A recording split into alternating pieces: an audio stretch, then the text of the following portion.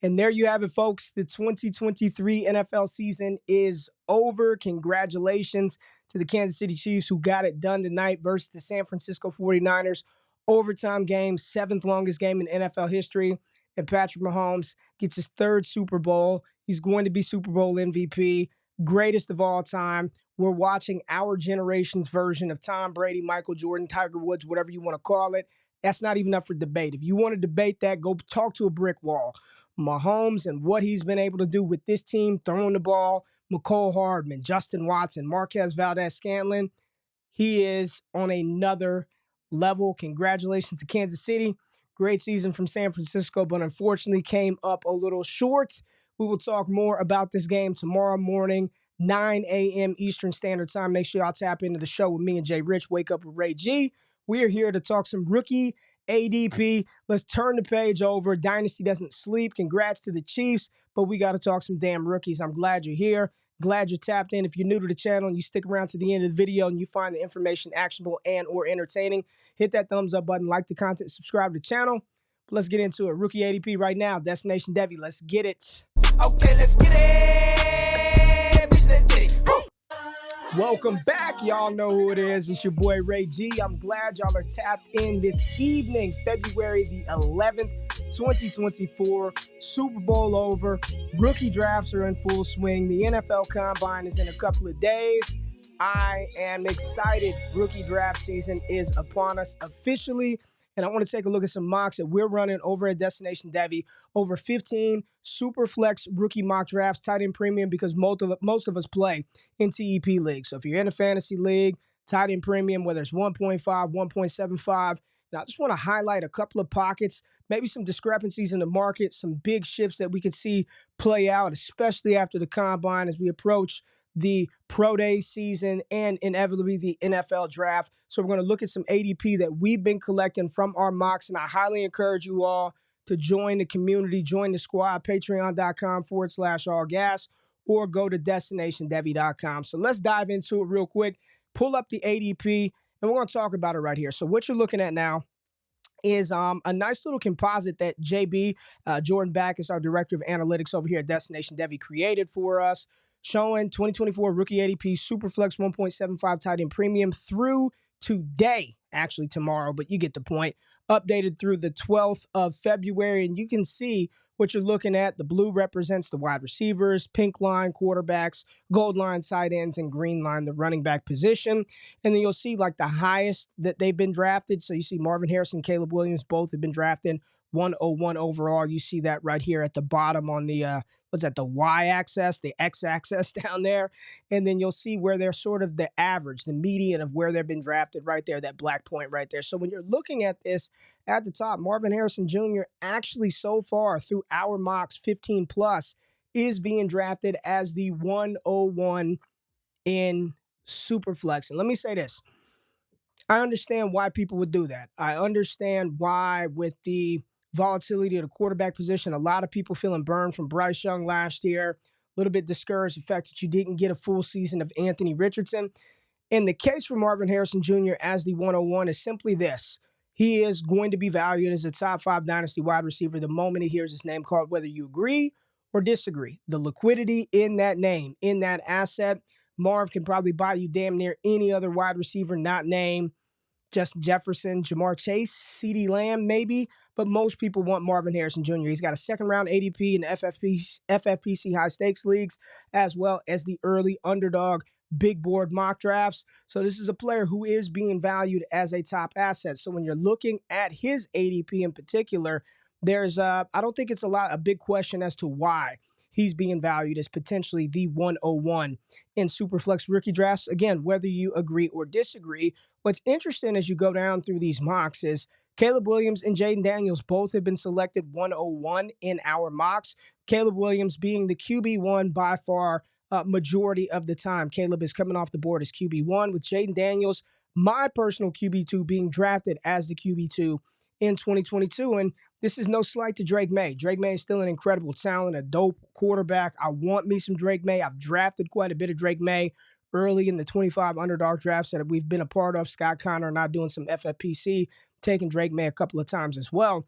But I think a lot of people are just looking at the skill set of Jaden Daniels, seeing how if you have a quarterback that possesses some of that elite rushing upside, that can deliver the ball from the pocket, sort of elevates that fantasy ceiling. So we'll see how all this plays out, but I'm not shocked that Jaden Daniels is coming off of the board as QB2, followed by Malik Neighbors and then Drake May. That seems like a pretty lock solid top 5 with those guys. Marv, three quarterbacks with Drake May, Caleb Williams, and Jaden Daniels. Not a lot of conversation with those 5. And then after that, you've got Rome Odunze, Brock Bowers, and Brian Thomas. So you can see pretty much a clear-cut top 6 with Rome Odunze right there as that 6th player off of the board. And in tight end premium, you get a couple of cases where Brock Bowers he hasn't even been drafted ahead of Odunze in any of our mocks so far. But I'm sure the community and a lot of people are thinking, hell, I want me some Brock Bowers. So we may see him come off of the board a little earlier as time progresses throughout this offseason process. Let's move down. You got Brian Thomas Jr. and Troy Franklin. These guys back-to-back pretty much as the next wide receivers off of the board. Wide receiver 3 and 4 in Brian Thomas and Troy Franklin. I meant 4 and 5, Brian Thomas and Troy Franklin. And a lot of people are very high on Troy Franklin. I'm seeing him as high as wide receiver 2 with some fantasy analysts. Some people think he's ahead of Malik Neighbors. For me, not that high in my opinion, but he is an incredible talent. Brian Thomas Jr. pretty much locked in to my wide receiver 4 at this point in time. The size, the speed, the athleticism, the projected draft capital. I think he's going to get drafted in the range that matters.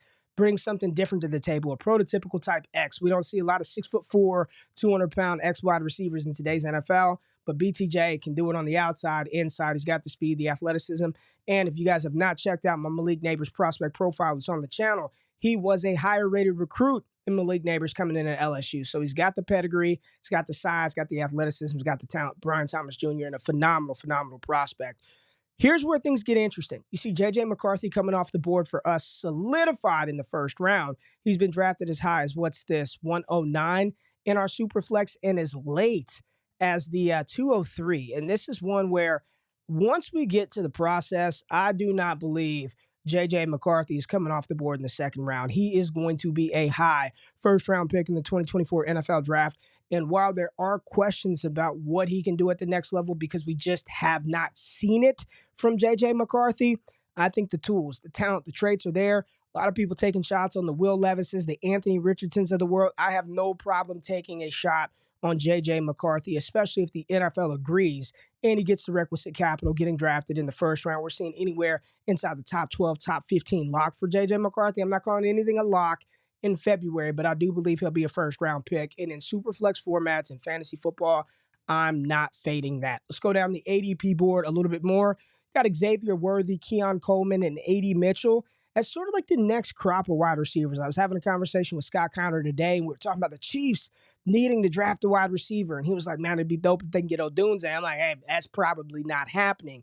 It's probably going to be in the X-Worthy, Keon Coleman, A.D. Mitchell type lane for a wide receiver that KC could draft if they're going to sit pat at 32 overall. There's no chance Odunze, Brian Thomas fall to him. Maybe a Troy Franklin, Xavier Worthy, Keon Coleman, Adonai Mitchell in that range. What's interesting is Jatavian Sanders, and this is a player I have been pounding the living crap out of the table for as a high-end fantasy asset. You see him drafted as high as the 110 in some of our early Superflex mocks. I think when things are all said and done, JT Sanders is going to work his way into a potential first-round pick in the NFL draft. And for those of us in tight end premium leagues, you know what that means. He's going to get steamed up the board even more. Now, let's dive into a quarterback who I got a first chance, a look to see at firsthand and Mobile. And I'm talking about Oregon's quarterback, Bo Nix. And this is a very polarizing prospect because you got a large subset of people who say there's no chance in hell he's a first-round pick.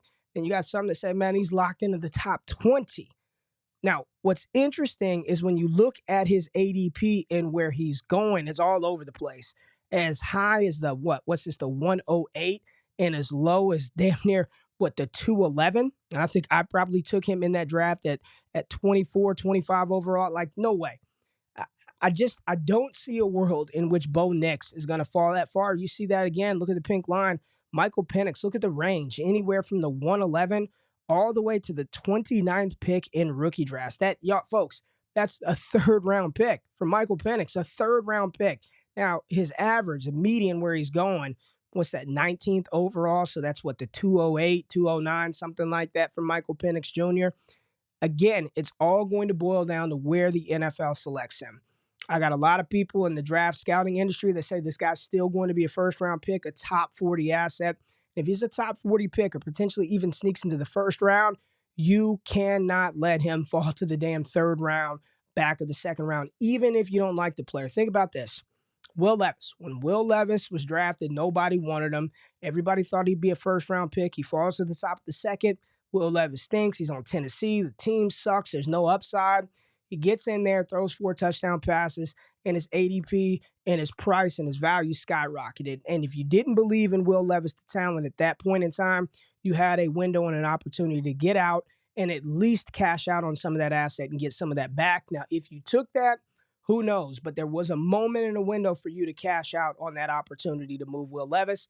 I think the same thing is going to exist for Bo Nix and Michael Penix. If those aren't your cups of tea, it's all right. The dynasty game, you got to look for liquid, fluid assets. I believe Bo Nix and Michael Penix possess that liquidity that you're looking for. Now, we move down the ADP board a little bit. Got Ladd McConkey off of the board right after Michael Penix Jr. Ladd McConkey, a big Senior Bowl riser. Now, after the Senior Bowl, we've seen him drafted as high as the 110 and as low as the 301 with an average right there at the back of the second round for Ladd McConkey. Listen, this is another guy who it all depends on where he goes in the NFL draft, but his skill set and his ability to win very quickly off the line of scrimmage, create separation at the blink of an eye, he's not tanked down. Let me say that again. He is not tanked down, but the ability to win quickly is going to be his claim to fame. And he's probably going to be a top 50 pick, y'all. Like, just keeping it real, Ladd's probably going to be a player selected in the top 50 picks in the NFL draft. Depending on where he lands, you can see his price and his value skyrocket. But so far in these drafts, we're seeing Ladd McConkey come off of the board as, a top 10 wide receiver in rookie draft formats. Now, we've got some running backs. I didn't talk about any of the running backs, but RB1 looks like it's confidently, or I don't even know if it's confidently, but you've got Jonathan Brooks and Blake Corum coming off the board 1 and 2 with Trey Benson after Braylon Allen. Look at this. People just not liking Trey Benson coming off the board as the 17th overall pick, and we've seen Braylon Allen actually selected inside the first round. The only running back, no Jonathan Brooks, no Blake Corum, Braylon Allen, the only running back selected inside the first round, according to the 15-plus mock drafts that we've done. I would not do that. That would not be something that I would advise anybody to do, but Braylon Allen. You know what this tells me? Something Scott and I have been talking about. When I'm in the third round, late second round, fourth round of rookie drafts, like, here's a little tip for y'all. I'm not really drafting these guys because I think they're going to be the next this or the next that. I'm drafting the players that I believe the fantasy community will love. My leagues are going to like that likability score. And a player like Braylon Allen, what this ADP is telling me is people in DD leagues like Braylon Allen. There's some people that don't like him, but people like him. To draft him in this range at the 111 spot is the type of asset I want. Not because I think Braylon Allen is the second coming of Derrick Henry, but because I believe there will be people in my league who like Braylon Allen probably a little bit more than me, and I want that asset on my rosters, especially if I don't have to pay, first-round prices for him. You see right here, selected 31st overall. Sign me up for some Braylon Allen off of the board there. You got Trey Benson and Bucky Irving, 2 other running backs coming off of the board. So there go your top 5 running backs. Jonathan Brooks, Blake Corum, you got Braylon Allen, Trey Benson, and Bucky Irving as your top 5 backs. And then it's a big drop-off after those 5. You got Jalen Polk, wide receiver out of Oregon, big fan, out of Washington, big fan of Jalen Polk. Tez Walker, see a wide range of outcome for him, top of the second all the way to the top of the third for Devontae Walker. Xavier Legette and Malachi Corley both coming off of the board in the back end of the second round.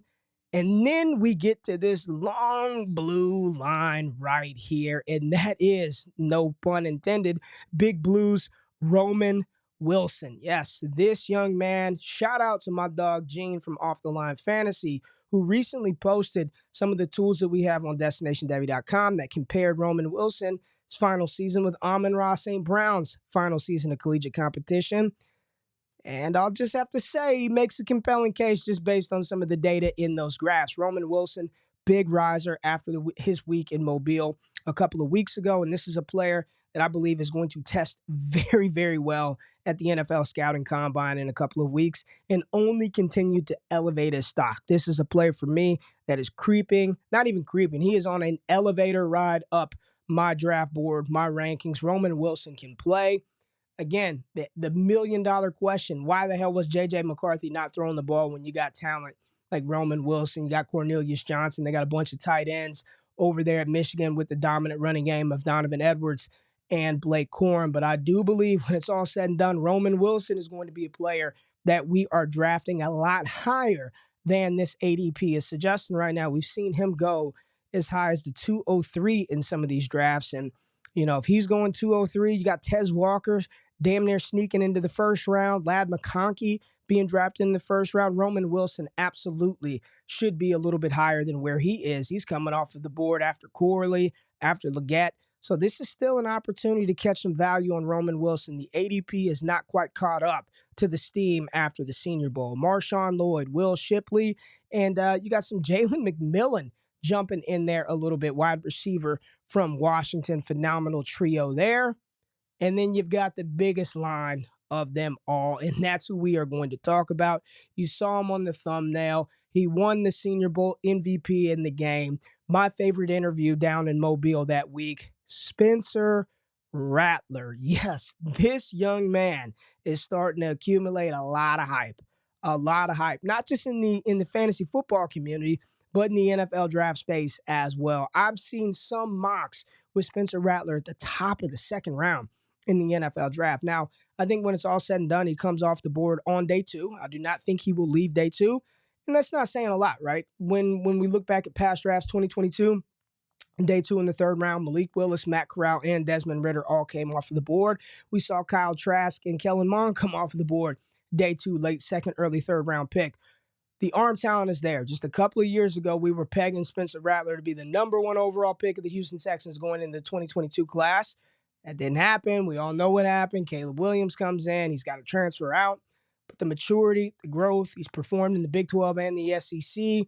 I do think that as we progress through this pre-draft process, both the combine and his pro days, Spencer Rattler's the type of cat that is going to move up the board. He's got the size. The arm talent is unquestioned. And if the mentals are right, the maturity, the growth, could see some good things from Spencer Rattler. So when we're looking at this ADP, anywhere from the back of the first round at the 112 spot all the way damn near as a 4th round pick, he's settling in there right there in the middle of the third, top of the third round, middle of the third round right now. This is a player that should jump Shipley and Marshawn Lloyd and Malachi Corley and Xavier Leggett in Superflex leagues. I am not leaving the second round. If he's on the board anywhere in the back of the second, and by the time we get done with this thing, mid-second round, I've got no problem taking a shot on Spencer Rattler. Another running back, Audric Estime out of Notre Dame. Got Brendan Rice, the wide receiver out of USC. Ray Davis out of Kentucky. Jermaine Burton and Johnny Wilson sort of round out our early ADP. There it is, over 15 mock drafts. According to Destination Devy, we're getting new people in there all the time. Highly encourage you to come on over, join the squad, get inside the community. It's the best damn place. The Heisman tier, voice chats with me and Scott Connor, damn near every single day. So this is going to fluctuate. We're going to track this ADP. We're going to look at some underdog ADP, FFPC. I'll be doing some live underdog best ball drafts using some of the tools that we have, wins above replacement data, Trinity score, a lot of dope stuff cooking at Destination Devy. I appreciate y'all tapping in. Make sure y'all wake y'all asses up tomorrow morning if you're watching this in the evening time, which you should be. We're still excited after that Super Bowl. Jay Rich and I go live 9 a.m. Eastern Standard Time. We'll recap the Super Bowl, talk about some other fantasy football movement, talk a little NBA prop betting, and have a good time. So I appreciate y'all being in the building. Thank y'all for tapping into the show. Hit that thumbs up button, like, subscribe. Till next time, I'm out. Peace.